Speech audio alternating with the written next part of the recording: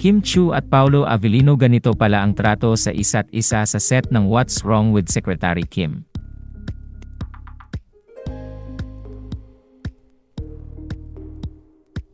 Tila talagang back to work na si Chinita Princess Kim Chiu. Ito ay matapos masilayan ng netizens na magkasama si Kim at Paolo Avellino sa isang mall para sa shooting ng What's Wrong with Secretary Kim.